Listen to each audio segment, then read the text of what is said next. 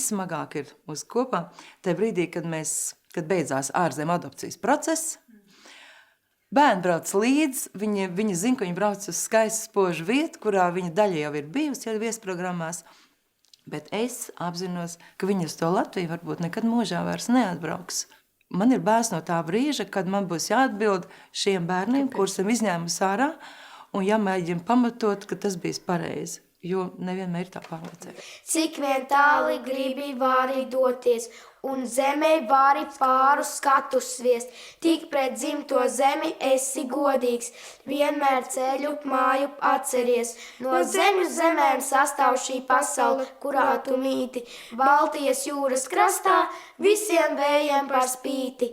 Kā sauc citas zemes, mācies ar Latvijas vārda krūtīs, jo tu te esi sācies, viņa pasaulē tevi sūtīs.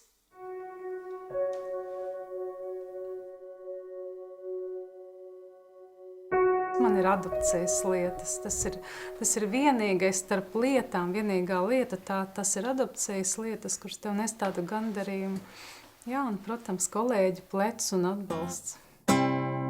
Šajā ģimenē es nokļuvu diezgan interesantā veidā, jo sanāca tā, ka es izvēlējos vecākus, ka, es vairāk pie viņiem piesējos, teiksim tā, ka tāda labsirdīga cilvēka likās, es maziņš puisīts biju, ļoti kautrīgs arī bija, bet kaut kā pie šiem cilvēkiem es, pieradu ļoti ātri, un ar laiku viņi atbrauc pāris reizes pie maniem bērnam, un tad es arī paprasīju viņiem, vai es varu dzīvot pie viņiem. Viņi teica, ka jā, gan man, gan viņiem tā bija kā Ziemassvētku dāvana. Un tā arī tos gadus visu līdz šim dzīvoju.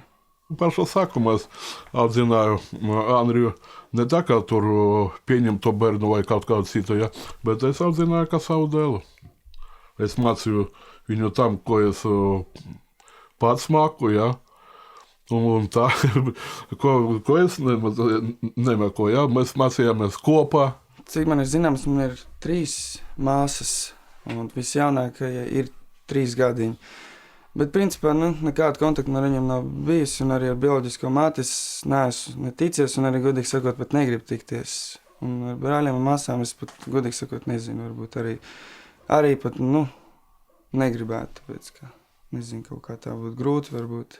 Pa šiem gadiem Andrijam bija pašam jāizlemj.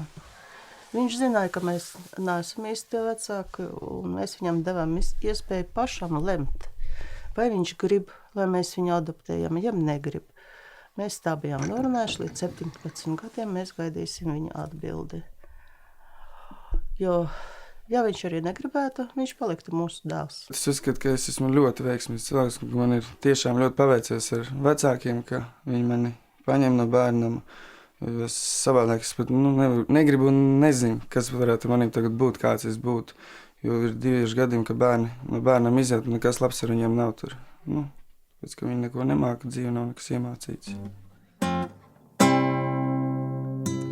Nevienmēr klaiņojoši bērni, nevien trakākie bērni, ar ko mēs neesam tikuši galā, nav izauguši par sliktiem cilvēkiem. Viņi varbūt ir cilvēciskāki. Dažkārt par tiem, kas ir ļoti ideālos apstākļos auguši. Mums bija gadus 10 atpakaļ ļoti grūti pieņemt vienu lēmumu, bet mēs nolēmām tā, ka tomēr pie tēva bērnam būs labāk dzīvot. Un bērns bija maziņš.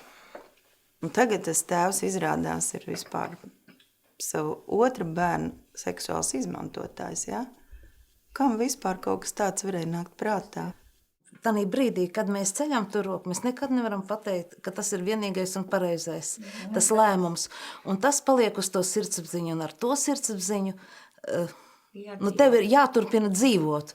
Vienīgais, ko es varu pateikt, mums visiem kopā esot, kad es esmu pilnīgi pārliecināta, ka cilvēki, kas strādā bāriņu tiesā, strādā pēc savas labākās sirdsapziņas, un ka mūsu vidū tādi cilvēki bez sirdsapziņas, bez atbildības vispār, nevar to darbu darīt, tā ir sava veida, tā kā misija, Un uz daudziem pat nav atbildes, ne?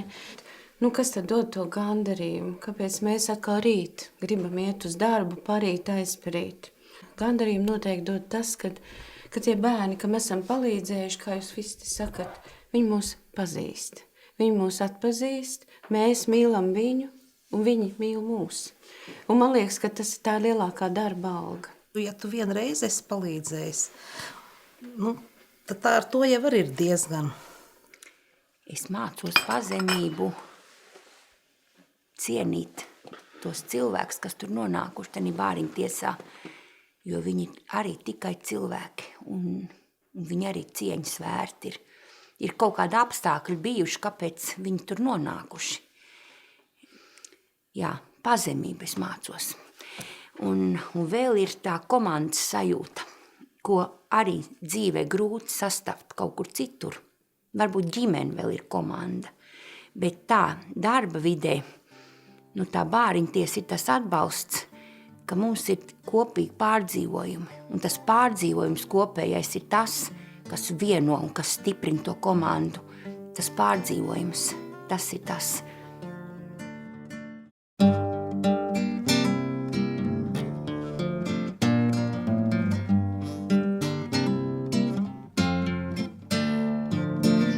Saule kā nopūsta svece, aizrietiem noraso zāli, ar tumsu tīru, ar tumsu tīru.